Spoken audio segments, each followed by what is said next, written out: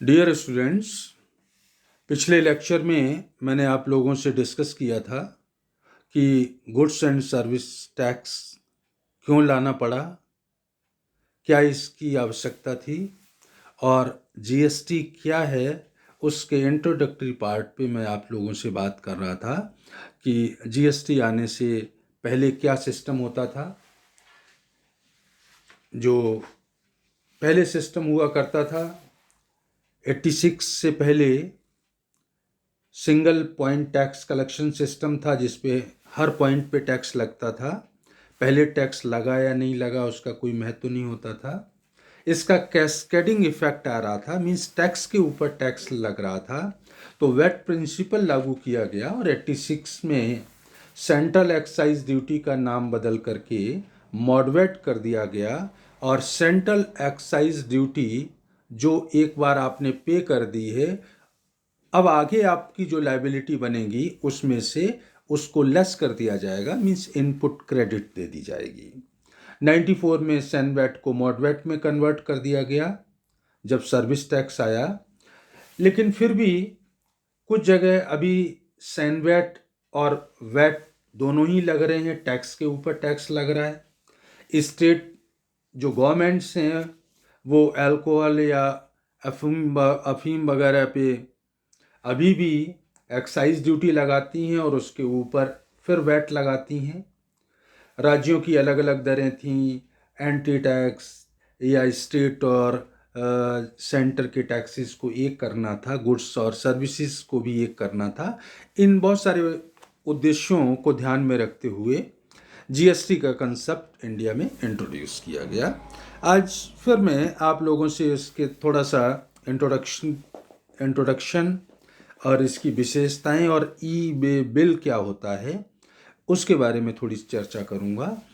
तो आप को पिछले लेक्चर में मैंने बताया था कि एक इनडायरेक्ट टैक्स है जो 1 जुलाई 2017 से लागू किया गया है और मानवीय उपयोग की शराब को छोड़कर माल और सेवाओं पर लगने वाला जो टैक्स है वो जीएसटी कहलाता है। विशेषताएं इसकी कुछ इस तरह से हैं। समस्त माल व सेवाओं पर लगता है, परंतु मानवीय उपयोग जो कंजम्पशन के लिए लिखकर काम में ली जाती है, शराब, पेट्रोल, डीजल, विद्युत, प्राकृतिक गैस, कच्चे तेल पर ये अभी एप्लीकेबल नहीं है, नहीं लगता है। मैंने आपको बताया था कि स्टेट गवर्नमेंट्स का जो main source of tax collection है वो शराब से होता है, इसलिए उन लोगों ने इसको जीएसटी की परिभाषा से बाहर रखा है। और पेट्रोलियम पर अभी एक्साइज ड्यूटी केंद्र सरकार लगाती है और स्टेट गवर्नमेंट उसके ऊपर वैट लगाती हैं। मींस कैस्केडिंग इफेक्ट यहाँ चल रहा है, एक्साइज ड्यूटी के ऊपर फिर वैट लग जाता है, मींस टैक्स के ऊपर टैक्स लग रहा है। तो इस तरह से जो पेट्रोलियम प्रोडक्ट हैं, चाहे वो नेचुरल गैस हो, कच्चा तेल हो, वहाँ पर अभी भी कैस्केडिंग इफेक्ट आ रहा है। ये जो लगता है वो एक व्यापारी द्वारा जितनी वैल्यू ऐड की जाती है, वैल्यू एडिशन पे लगता है। और कल मैंने आपको ब्रीफ में बताया था कि ये डेस्टिनेशन बेस्ड टैक्स है, अर्थात कर प्राप्ति का अधिकार उस राज्य को होता है जहां इसका उपभोग या आपूर्ति की जाती है या सप्लाई चेन जहां पे एंड होती है। चूंकि जीएसटी में आधा टैक्स सेंट्रल गवर्नमेंट का होता है और आधा टैक्स स्टेट गवर्नमेंट का होता है। सेंट्रल गवर्नमेंट का टैक्स तो सेंट्रल गवर्नमेंट के पास पहुंचेगा ही। राज्य का जो टैक्स है वो किस राज्य को मिलेगा, इसके लिए ये कहा गया कि ये डेस्टिनेशन बेस्ड टैक्स है। जहां पर सप्लाई चेन एंड होगी, जहां पे कंजम्पशन होगा, उस राज्य को वो टैक्स प्राप्त होगा।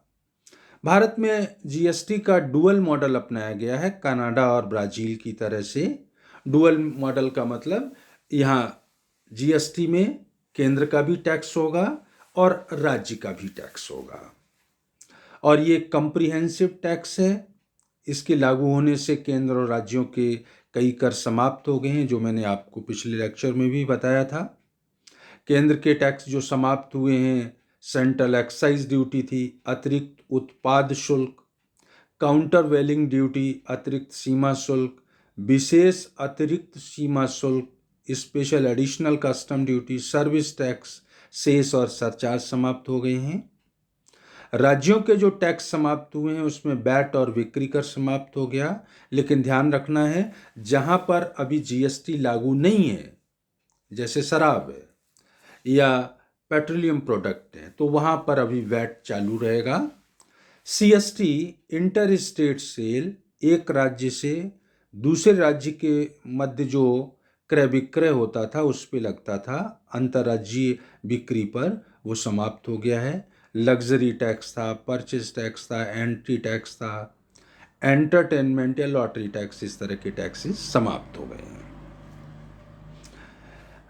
आधारभूत जो सीमा शुल्क है, बेसिक कस्टम ड्यूटी है, निर्यात शुल्क, सुरक्षा शुल्क, शोध व विकास उपकर आदि कर जीएसटी में शामिल नहीं हुए हैं। इसका मतलब इस तरह के जो टैक्स हैं केंद्र सरकार के, वो अभी भी जारी हैं, लग रहे हैं। कुछ टैक्स राज्यों के भी अभी लग रहे हैं या जीएसटी में उनको समाहित नहीं किया गया है। उनमें राज्य की जो एक्साइज ड्यूटी है, स्टाम्प ड्यूटी है, प्रोफेशन टैक्स है, मोटर वाहन पर टैक्स है, ये जो टैक्स हैं वो जीएसटी में शामिल नहीं हैं।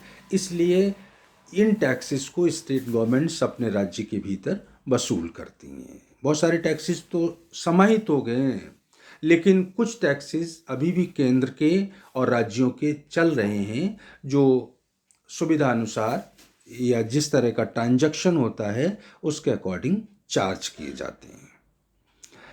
केंद्रीय जीएसटी, सीजीएसटी जिसको आप बोलेंगे, सेंट्रल जीएसटी, एक होता है एकीकृत जीएसटी, आईजीएसटी। कहीं पर भी माल का क्रय विक्रय होगा तो उस पर जीएसटी लगेगा और उस जीएसटी के दो पार्ट होंगे। आधा, सपोज 18% है तो 9% सीजीएसटी होगा, सेंट्रल जीएसटी होगा, एंड 9% एसजीएसटी होगा, स्टेट गवर्नमेंट का होगा। ये तो राज्य के भीतर जब भी माल की बिक्री होगी तो आधा जीएसटी सेंट्रल का होगा और आधा होगा स्टेट का।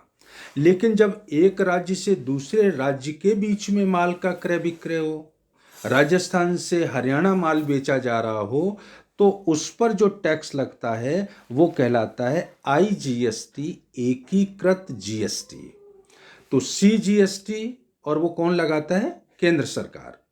तो सीजीएसटी केंद्र का जो जीएसटी है, और एक राज्य से दूसरे राज्य में माल का विक्रय किया जाए तो आईजीएसटी, इनको लगाने और प्रशासन का काम केंद्र सरकार करती है। राज्य के भीतर जब माल का क्रय विक्रय होगा तो सीजीएसटी और एसजीएसटी लगेगा। एसजीएसटी का कार्य राज्य सरकार के द्वारा देखा जाएगा। माल के आयात को अंतर्राज्यीय आपूर्ति मानकर आईजीएसटी लगाया जाएगा। अब आप विदेश से माल आयात करेंगे तो उसको भी अंतर्राज्यीय, इंटर स्टेट सप्लाई माना जाएगा और उस पर भी आईजीएसटी लगेगा, और उस आईजीएसटी में राज्य का जो हिस्सा होगा वो उनको प्राप्त होगा। पहले इंपोर्ट पर जो टैक्स मिलता था वो सारे का सारा केंद्र सरकार का टैक्स होता था और सेंट्रल पूल का हिस्सा बनता था, जो वित्त आयोग की सिफारिश के अनुसार राज्य और केंद्रों में बांटा जाता था। लेकिन अब आईजीएसटी जो होगा, उस आईजीएसटी में राज्यों को जो पैसा मिलेगा 50% आयात पर, वो पहली बार इस तरह की व्यवस्था की गई है कि आईजीएसटी जो होगा आयात पर, उसमें जो टैक्स बनेगा उसका 50% राज्यों को भी देय होगा, परंतु निर्यात पर कोई टैक्स देय नहीं होगा। एक्सपोर्ट करते हैं तो उस पर किसी भी तरह की जीएसटी चार्ज नहीं की जाएगी। इनपुट टैक्स क्रेडिट का लाभ केवल पंजीकृत व्यापारी को ही मिलता है। जीएसटी का कंसेप्ट मैंने आपको बताया, एक होता है आउटपुट लायबिलिटी, एक होता है इनपुट क्रेडिट। जब आप माल का विक्रय करेंगे तो उस पर हम टैक्स कैलकुलेट करेंगे, वो कहलाएगा आउटपुट लायबिलिटी, जितना टैक्स आपको पे करना है। लेकिन जितना टैक्स आप माल खरीदते समय ऑलरेडी पे कर चुके हैं वो कहलाता है इनपुट टैक्स क्रेडिट। तो आपको कितना टैक्स पे करना है वो आउटपुट लायबिलिटी में से लेस कर देता हूं इनपुट टैक्स क्रेडिट। इतना 100 रुपए का आपका टैक्स बना है, माल खरीदते समय आप 60 रुपए का पे कर चुके हैं, तो 100 output tax liability less input tax credit 60, balance 40 रुपये का आपको पे करना है। तो इनपुट टैक्स क्रेडिट लेने के लिए ज़रूरी है कि व्यापारी ने जीएसटी एक्ट के अंतर्गत अपना रजिस्ट्रेशन कराया हो। इनपुट कर जमा का अर्थ क्या है? पंजीकृत व्यापारी द्वारा वसूल किए गए कर में से उसके द्वारा चुकाए गए कर की जमा प्राप्त करना, या खुद के द्वारा जो टैक्स जमा किया गया है उसकी क्रेडिट लेना, उसका समायोजन करके लेस करना। इनपुट टैक्स क्रेडिट लेने के प्रावधान, अब आपने जो टैक्स पे किया है आउटपुट लायबिलिटी में से आप उसको लेस करेंगे, तो इनपुट टैक्स क्रेडिट लेने से संबंधित प्रावधान क्या है वो इस तरह से। क्या? सीजीएसटी सेंट्रल जीएसटी का इनपुट क्रेडिट लेना हो तो कहाँ से लेंगे? सीजीएसटी से ले सकते हैं और आईजीएसटी से ले सकते हैं। मतलब केंद्र की जीएसटी जो आपने पे की थी वो लेस कर सकते हैं, आप एडजस्ट कर सकते हैं सीजीएसटी और आईजीएसटी में से। एसजीएसटी, राज्य में आपने माल खरीदते समय जो जीएसटी पे किया था उस एसजीएसटी को आप एडजस्ट कर सकते हैं, लेस कर सकते हैं। कहाँ से? 2 जगह से। अब जो आपका नया एसजीएसटी पे करना है जितना, या आईजीएसटी पे करना है, उसमें से आप उसको घटा सकते हैं।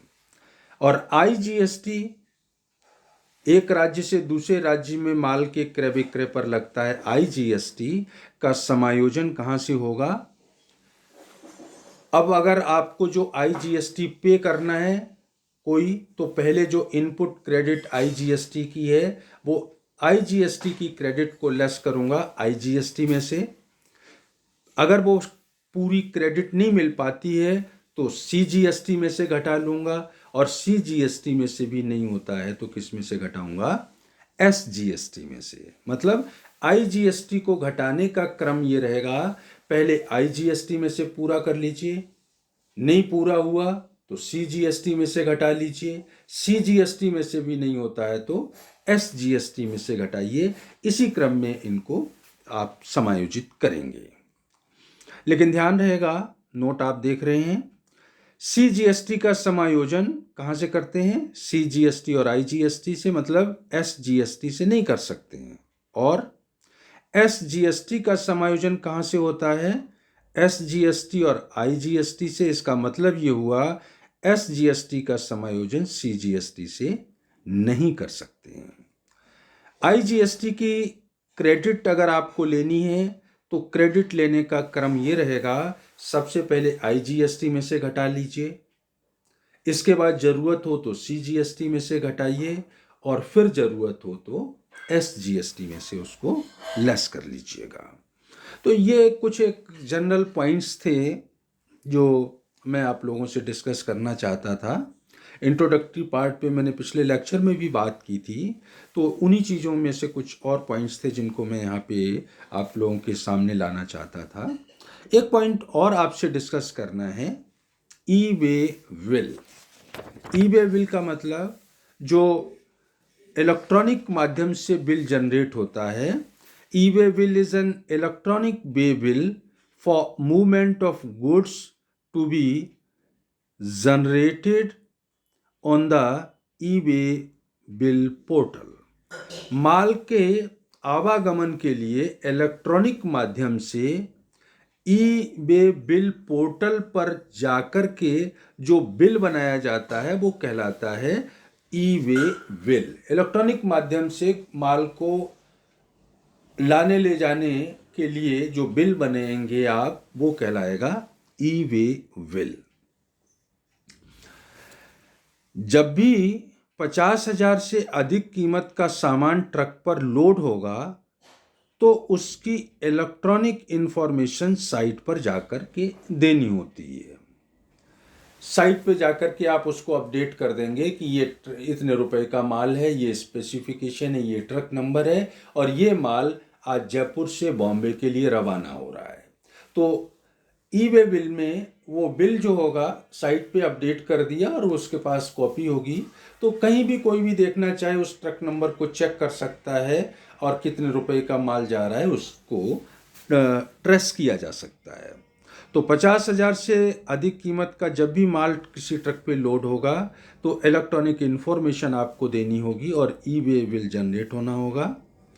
50,000 से अधिक की सप्लाई, चाहे वो सेल हो, चाहे ट्रांसफ़र आप एक बिक्री कर रहे हैं या अपनी ब्रांच को ही 50,000 से ज़्यादा का माल भेज रहे हैं, या वार्टर या एक्सचेंज हो, मतलब वार्टर और एक्सचेंज का मतलब सामान दे करके सामान ले रहे हैं, पैसा नहीं ले रहे हैं, तो ऐसी स्थितियों में अगर माल का मूवमेंट होता है, चाहे बिक्री के माध्यम से मूवमेंट हो या ब्रांच को आप भेज रहे हैं तो मूवमेंट हो रहा है, या माल की अदला बदली की वजह से 50,000 रुपये से अधिक के माल का मूवमेंट अगर होता है तो आपको ई वे बिल जनरेट करना होगा। इलेक्ट्रॉनिक इंफॉर्मेशन साइट पर जाकर के आपको इसकी डिटेल अपडेट करनी होगी और पोर्टल से आपको बिल निकालना पड़ेगा। कुछ परिस्थितियों में 50,000 से कम के माल पर भी ई वे बिल जनरेट करना अनिवार्य है। किन स्थितियों में? 50,000 से कम वैल्यू का माल ट्रक में लोड कर रहे हैं तो भी उसकी सूचना आपको साइट पे जाकर के अपडेट करनी पड़ेगी, इंफॉर्मेशन देनी पड़ेगी। किन स्थितियों में? Inter state movement of goods by the principal to the job worker. Principal जो है, मुख्य व्यापारी है, अपने जॉब वर्कर को एक राज्य से दूसरे राज्य में, राजस्थान से हरियाणा में 20,000 का भी माल भेजता है अपने वर्कर्स को, तो ऐसी स्थिति में फिर आपको ई वे बिल जनरेट करना होगा। पोर्टल पे जाके आपको उस स्पेसिफिकेशन, माल कितना है, क्वांटिटी, रेट कितना है, ट्रक नंबर क्या है, कब रवाना हो रहा है, सारी सूचना आपको साइट पे देनी होगी ताकि कोई भी टैक्स अथॉरिटी जब भी चाहे तो वो वहाँ से इंफॉर्मेशन लेकर के और उसको चेक कर सकते हैं। Inter state transport of handicraft goods by a dealer exempted from GST registration. अगर जीएसटी के रजिस्ट्रेशन से कर से मुक्त है अगर कोई व्यापारी और वो एक राज्य से दूसरे राज्य में हैंडीक्राफ्ट गुड्स को भेजता है और उसकी वैल्यू 50,000 से कम है, तो भी उस आदमी को साइट पे जाकर के अपना डिटेल अपडेट करना पड़ेगा, उसको ई वे बिल जनरेट करना होगा। तो दो स्थितियों में वैल्यू 50 से कम है तो भी जनरेट करना होगा। प्रिंसिपल के द्वारा जॉब वर्कर्स को इंटर स्टेट माल भेजा जाए, चाहे वो 50,000 से कम का ही क्यों ना हो। ऐसा डीलर जो जीएसटी रजिस्ट्रेशन से एग्जेम्प्ट है, जरूरत नहीं है, और वो व्यापारी एक राज्य से दूसरे राज्य में हैंडीक्राफ्ट गुड्स को भेजता है और वैल्यू 50 से कम है, 50,000 से, तो भी उसको ई वे बिल जनरेट करना होगा। इसमें आप जानते हैं, जैसा मैं आपको बता चुका हूं कि सारी सूचना साइट पे जाके आपको अपलोड करनी होती है, कौन सा माल है, ट्रक नंबर है, कितने समय रवाना हुआ है। साथ ही इसमें यात्रा का टाइम भी फिक्स कर दिया गया है। ऐसा नहीं है कि माल यहाँ से रवाना हो रहा है ट्रक माल लेकर के, बीच में कहीं अदला बदली कर ले या एक बार जो निकला एंट्री एक बार की कराएं और चक्कर 2 कर लें, ऐसा नहीं हो सकता है, क्योंकि यहाँ पे यात्रा का टाइम भी फिक्स कर दिया गया है। 100 किलोमीटर की दूरी है तो अधिकतम 1 दिन मिलेगा, 300 किलोमीटर है तो 3 दिन, 500 किलोमीटर है तो 5 दिन, और 500 से 1000 किलोमीटर है तो 10 दिन का ही टाइम मिलेगा। अगर आप अधिक समय लेते हैं, ब्रेक डाउन हो गया है, तो साइट पे जाके आपको अपडेट करना पड़ेगा कि ये ट्रक नंबर था, ये खराब हो गया और इसकी जगह अब ये माल इस नए ट्रक नंबर में लोड किया गया है और ये नए ट्रक के द्वारा भेजा जा रहा है। तो इस तरह से माल के बारे में जो मूवमेंट होता है उनकी ऑनलाइन इंफॉर्मेशन साइट पर मौजूद रहेगी, जिससे हर ट्रक को रोकने की ज़रूरत नहीं है। टैक्स अथॉरिटी जिस भी ट्रक को चाहेंगी वो उसके बारे में सूचना साइट पर अपडेटेड है, वहाँ से सूचना लेकर के उनको ज़रूरत होगी तो वो उसको रुकवा करके उसको टैली कर सकते हैं, और अगर कोई उसमें मैनिपुलेशन है तो उसके अकॉर्डिंग कार्रवाई कर सकते हैं। तो ये आज भी इंट्रोडक्टरी पार्ट ही था जीएसटी का।